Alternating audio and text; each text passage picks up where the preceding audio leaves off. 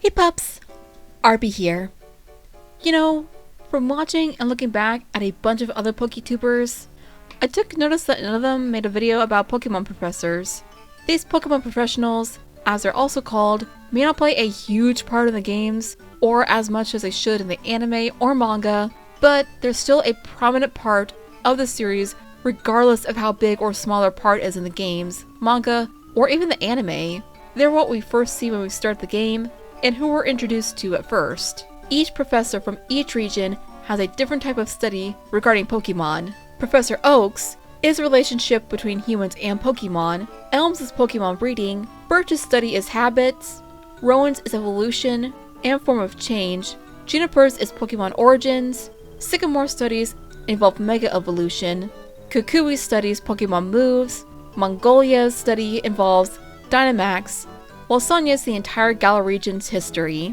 And, as you can already tell, each professor is named after a certain type of tree or plant, such as Oak being named after the oak tree, and Sycamore named after the sycamore tree. You know, for all you Christians out there, the trees Zacchaeus was in while Jesus told him to come down. You know, from the song.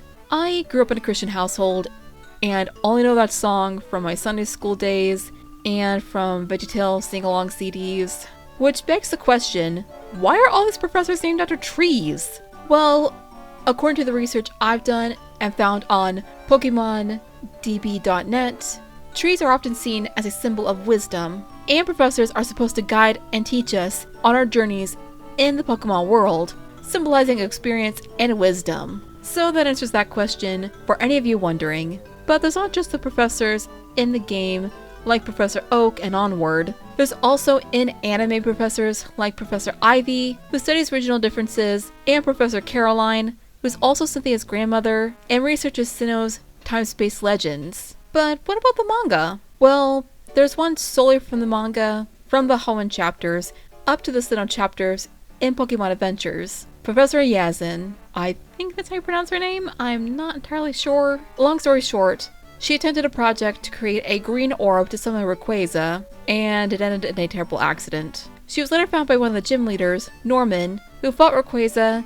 and Yanez later abandons the project entirely. She has a bigger debut, and somewhat of a bigger role in the Sinnoh chapters of the Pokemon Adventures manga, assisting the heroes, and later helping Professor Rowan and her husband, Mr. Britz, in their Pokerust research. Granted, I don't really have much to say in this video, and I know it was a bit short, but while Pokemon Professors may not play a huge role in the Pokemon franchise, they play a very prominent one, involving wisdom, growth, and experience for our Pokemon journeys ahead.